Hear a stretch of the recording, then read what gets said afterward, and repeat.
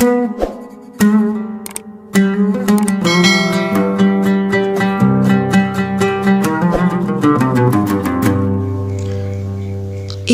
Mi'raj. Pengertian Isra Mi'raj. Isra Mi'raj terdiri dari dua kata, Isra dan Mi'raj.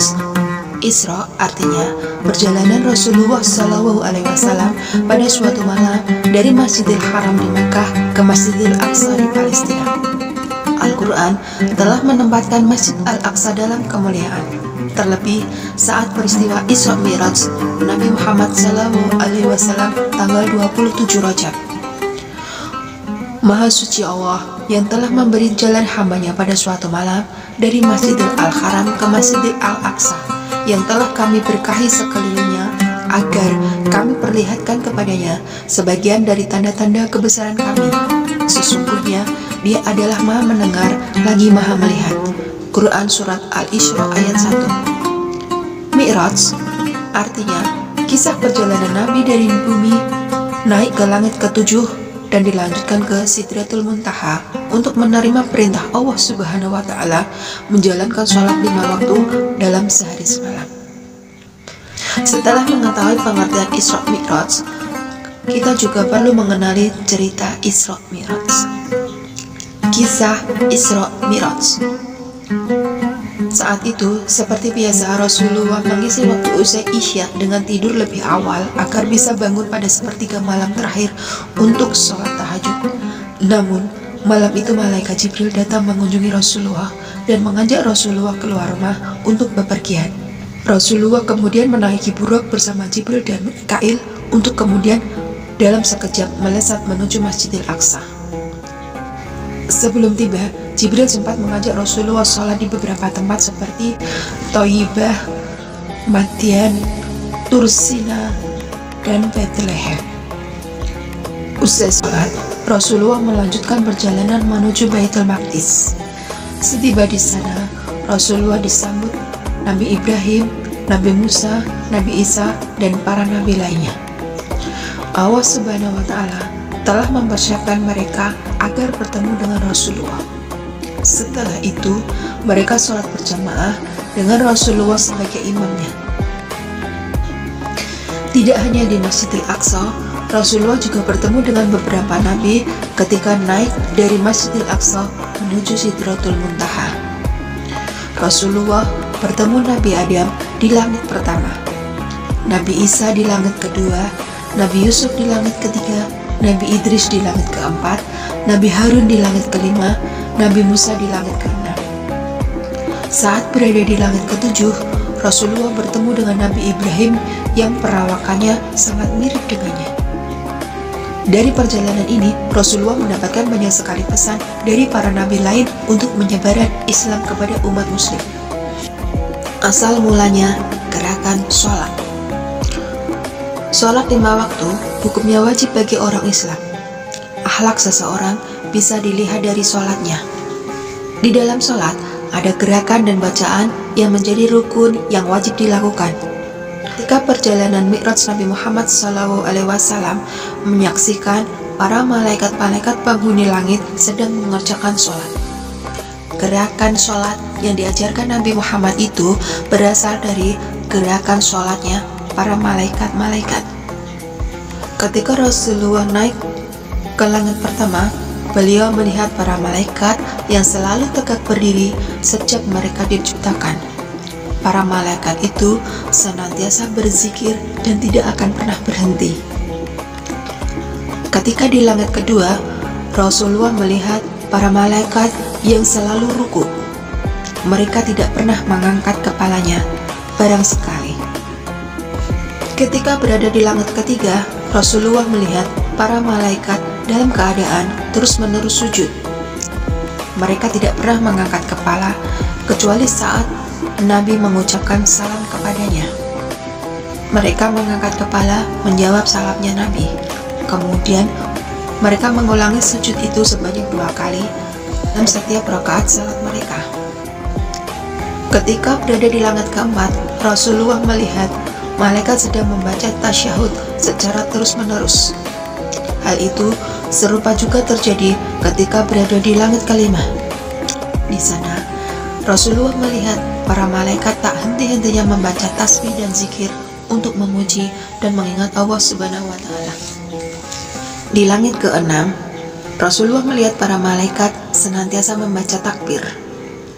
Hal itu serupa terjadi juga di langit ke-7. Di langit ke-7, Rasulullah melihat para malaikat terus saja mengucapkan ya salam, ya salam, ya salam sejak mereka diciptakan.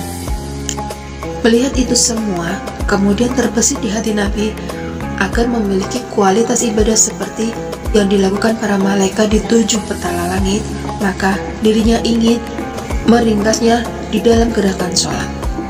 Hal itu pun diterima oleh Allah Subhanahu wa Ta'ala yang mengetahui keinginan makhluknya, termasuk mengerti apa yang terbesit di hati Nabi Sallallahu Alaihi Wasallam. Berikutnya, Allah Subhanahu wa Ta'ala mengumpulkan seluruh gerakan ibadah sholat yang dikerjakan para malaikat di 7 langit senilai dengan 2 rakaat sholat yang dilakukan Nabi Sallallahu Alaihi Wasallam dan umatnya. Jadi, siapa saja umat Islam yang mendirikan sholat dibarengi dengan mengagungkan Allah Subhanahu wa Ta'ala, menyempurnakan setiap rukuknya dan sujudnya, maka Allah akan memberinya pahala seperti pahalanya para malaikat di 7 lapis langit. Siapakah yang pertama kali mengajarkan Nabi Muhammad gerakan sholat beserta waktunya? Yang pertama kali mengajarkan sholat, gerakannya, dan waktu-waktunya adalah malaikat Jibril. Allah memerintahkan malaikat Jibril turun ke bumi untuk mengajarkan Nabi Muhammad gerakan sholat beserta waktu-waktunya. Saat itu, kira-kira sebelum matahari tepat berada di atas kepala, Nabi Muhammad pergi ke sebuah gunung di Mekah untuk bertemu malaikat Jibril. Rasulullah diberi isyarat untuk melihat ke arah lembah yang kemudian dari situ memancarkan mata air. Kemudian malaikat Jibril mengajarkan caranya berwudu. Pada hari pertama, waktu sholat zuhur adalah posisi matahari tergelincir ke arah barat. Malaikat Jibril mengajarkan tentang bacaan sholat, jumlah rakaat, gerakan sholat, dan apa saja yang sholat diwajibkan dilakukan sehari semalam. Ketika tiba waktu asar, malaikat Jibril datang lagi dan memberitahukan kepada Nabi Muhammad SAW bahwa waktu sholat asar ketika bayangan suatu benda sama persis dengan panjang benda tersebut. Ketika tiba waktunya maghrib, malaikat Jibril datang lagi mengatakan waktu sholat maghrib ketika matahari telah tenggelam. Ketika tiba waktunya Isya, malaikat Jibril datang lagi. Waktu sholat Isya, ketika warna merah di langit telah hilang dan berganti hitam. Keesokan harinya, malaikat Jibril mendatangi Rasulullah di waktu sholat subuh. Dan waktu sholat subuh dilakukan ketika fajar baru terbit. Pada hari kedua, malaikat Jibril kembali mendatangi Nabi pada waktu sholat duhur.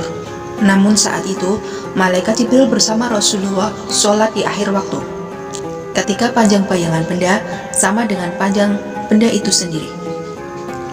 Pada hari kedua, malaikat Jibril mendatangi sholat asar ketika panjang bayangan benda 2 kali lipat lebih panjang dari benda itu. Dan ketika sholat maghrib di hari kedua sama dengan hari sebelumnya. Kemudian pada waktu sholat Isya hari kedua, mereka sholat Isya lewat tengah malam. Pada hari ketiga, malaikat Jibril dan Rasulullah sholat subuh ketika matahari akan terbit.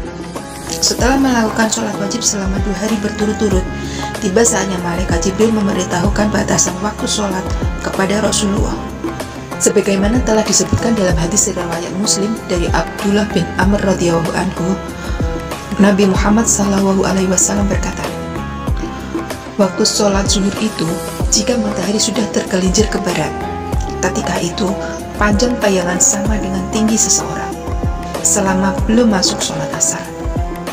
Waktu sholat asar itu adalah selama matahari belum menguning. Waktu sholat maghrib adalah selama belum hilang cahaya merah pada ufuk barat. Waktu sholat Isya adalah sampai pertengahan malam. waktu sholat subuh adalah dari terbit fajar selama belum terbit matahari.